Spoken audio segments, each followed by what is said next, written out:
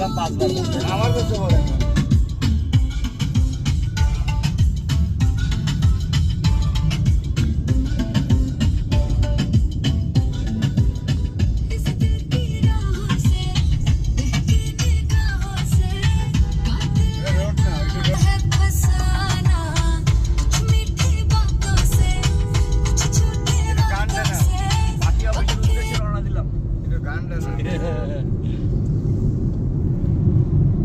Dhaka